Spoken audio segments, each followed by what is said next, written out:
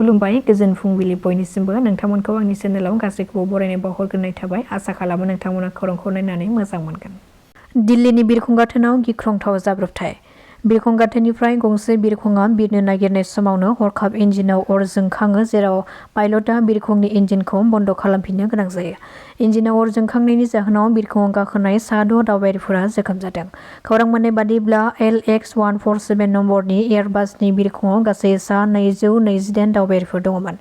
बिसोरखौ रैखाथियै बिरखंनिफ्राय बोख्लायफिननो हायो। बे जाब्रबथाय जानाय बिरखंआ सुइजारलेण्डनि एयारलाइननिमोन। जाब्रबथाय जानायनि उनाव सुइजारलेण्ड एयारलाइन्सआ फिन गुबुन गंसे बिरखंखौ दावबायारिफोरनि थाखाय राहा खालामनानै होफिनो होननानैबो सुलुंनिफ्राय मिथिनो मोननाय जादों। सनितपुर जिल्ला दुलाराय बर' फरायसा आफादा 2026 मायथाइनि मेट्रिक आनजादाव बर' बिजोंजों फरायनानै जिल्लानि सिङावनो बयनिख्रुइबो बांसिन अनजिमा लानानै टप 10 मासि आवग्रिनो हानाय फरायसुला फरायसुलिफोरनो मान बावनाय हाबाफारिखौ सारिदुवार आनसलिक ब्रह्म धोरोम आफादनि नब्लां माइनावस्रियाव खुंफुंनाय जायो। बे मान बावनाय हाबाफारियाव एबसुनि गाहाय आफादगिरि खोरोमदाव औवारी बिथाङा गाहाय आलासि महरै बाहागो लादों।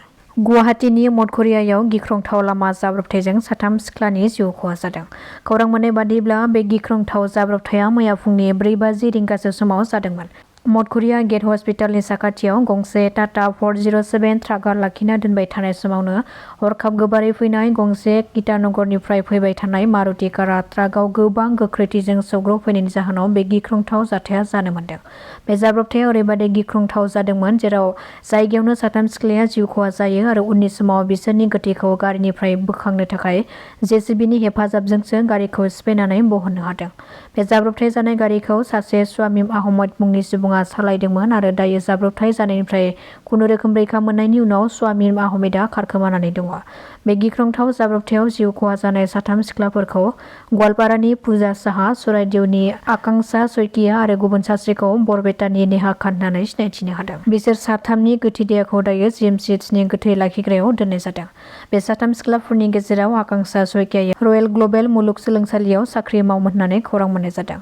बे जाथायनि सायाव दायो पुलिसआ नायबिजिरनायखौ जागायगासिनो। आसाम पुलिसआ सिखाव डकाइतफोरनि हेंथायै गोबां गोख्रों नायबिजिरदोंब्लाबो सिखावनि अनजिमाया बांनायनिफ्राय बांदों नाथाय दासिमबो खम जानायाव गैया। बेबादिनो सोरनिबा नखराव हाबनानै रां रुफा, सना गहेना खावनाय बायदि जाथायफोर जानायखौ जों नुनो मोनबाय थायो। बेबादिनो बशिष्ट पुलिसआ गोख्रों संदाननानै सासे सिखावखौ खानो हादों। हरनि खोमसिखौ खाबु लानानै बेलतलायाव थानाय गंसे गलायाव ताला बुफायनानै गलानि बायदिसिना मुवाफोर जेरै इलेक्ट्रनिक मुवाफोरजों लोगोसे स्टेन्ड फेन बायदिफोरखौ सिखाव खावदोंमोन नाथाय गोख्रों संदाननानै बशिष्ट पुलिसआ बे सिखावखौ हमनो हादों। बे खाजानाय सिखावखौ सराइबारिनि इरफान आली होननानै सिनायथि होदों। हरनि समाव गिख्रंथाव बारहुंखा अखाजों चिरांनि थाइखाजुरायाव गोबां खहा जानायखौ नुनो मोननाय जादों। बारहुंखा बारनायनि जाहोनाव चिरां जिल्लानि थाइखाजुरायाव गेदेर गेदेर बिफांफ्रा बायसिननायनि जाहोनाव भारत-भुटान राजा लामायाव गोबां गारिफ्रा थाबथानानै थानो गोनां जादोंमोन। बेनि अनगायैबो धेमाजि जिल्लानि मिसामारा गामि पन्चायतनि सिङाव थानाय बोरिमुरि गामिजों लोगोसे गोबां बर' नखरा मैया फुंनि समाव फैनाय बारहुंखाजों बर' नखरफोरा खहा जादों आरो बारहुंखाजों गोबां सुबुंफोरनि नखरफोरनि थिंखौ बुखारलांनानै दंफां-लाइफां बायसिननायखौबो नुनो मोननाय जादों। जोंहा न'आथ' दहाय खहा जानाया बहुत खहा जादों। बिदिनो 9:30 बारहुंखा बहुत गोगोमैनो फैदो। मानोना जोङो हमथास्लाबनो हाया आरो जोंहाबो बहुत गोरिब ना।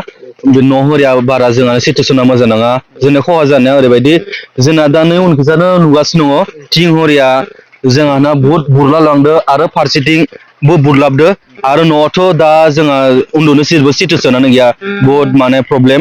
ओरैबायदि जोंहानि न' सिङाव अखा हानाय जेलाबजो दै जाजोबना दङ आरो सांआबो सिजोना दं आरो जिगायाबो सिजोना दङ। दा जोङो बोरै दा मोनायाव आश्रय लागोन उन्दुगोन बेखौसो माने सिन्था आरो जोङो दा न'नि हिसाबै जों हालोदखौ नायोबाथाय बहुत माने अबस्था दं। दा फाहामगोन माबोरै जोंनाव दा थाइसेबो रां रुफा गैया। दा दैज्लांनि बोथोर सफैबाय बेखौ सिन्था होदो। आं सरकारखौ आं जे खावलायो जोंनि आसाम सरकारा माबाफोर आंनि न'खौ नायनानै जे हालोदखौ नायनानै एसे सहाय होबा आं जोबोर गोजोननाय मोनगोन आरो जोंखौ अनसायफैबा बिराद गोजोननाय मोनगोन आं बेखौ खावलायो।